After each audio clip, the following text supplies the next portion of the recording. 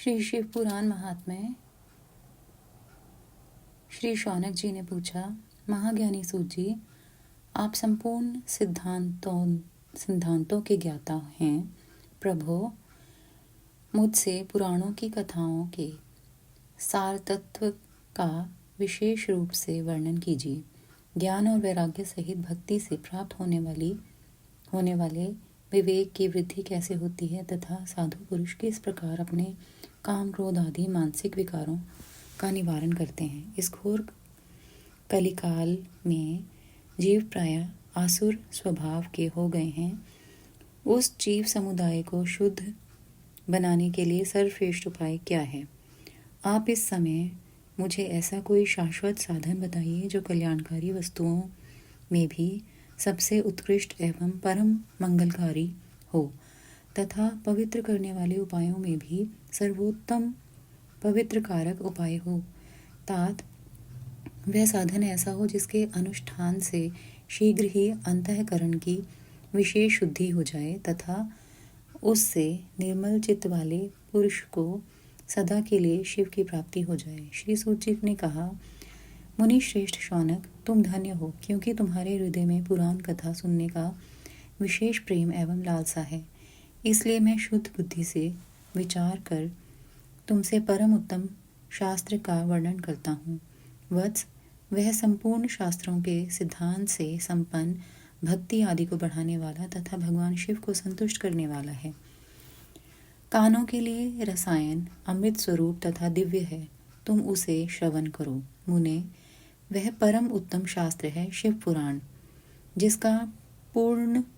जिसका पूर्व काल में भगवान शिव ने ही प्रवचन किया था।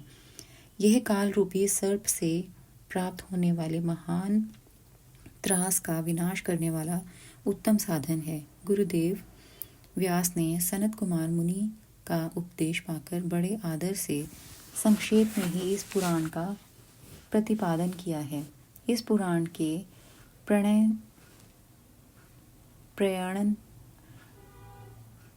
प्रणय का उद्देश्य है कलयुग में उत्पन्न होने वाले मनुष्यों के परम हित का साधन।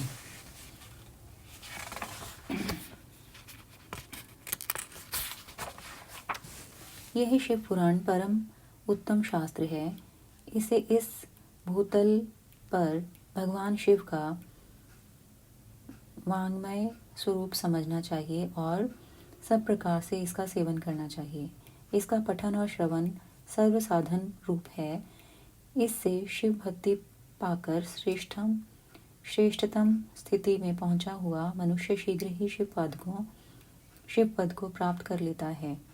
इसीलिए संपूर्ण यत्न करके मनुष्यों ने इस पुराण को पढ़ने की इच्छा की है अथवा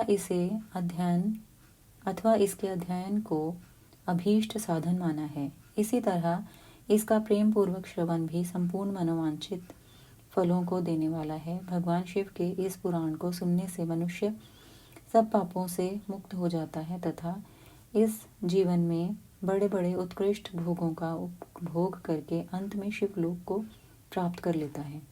यह शिव पुराण नामक ग्रंथ 24,000 श्लोकों से युक्त है। इसकी 7 संहिताएं हैं। मनुष्य को चाहिए कि वह भक्ति, ज्ञान और वैराग्य से संपन्न हो बड़े आदर से इसका श्रवण करे। 7 संहिताओं से युक्त यह दिव्य शिव पुराण परब्रह्म परमात्मा के समान विराजमान है और सबसे उत्कृष्ट गति प्रदान करने वाला है। जो निरंतर अनुसंधान पूर्वक इस शिव पुराण को बाँचता है अथवा नित्य प्रेम पूर्वक इसका पाठ मात्र करता है, वह पुण्य आत्मा है, इसमें संशय नहीं है। जो उत्तम बुद्धि वाला पुरुष अंत काल में भक्ति पूर्वक इस पुराण को सुनता है, उस पर अत्यंत प्रसन्न हुए भगवान महेश्वर उसे अपना पद प्रदान करते हैं। जो प्रतिदिन आदर पूर्वक इस शिव पुराण का पूजन करता है, वह इस संसार में संपूर्ण भोगों को भोग कर अंत में भगवान शिव के पद को प्राप्त कर लेता है। जो प्रतिदिन आलस्य रहित हो, रेशमी वस्त्र आदि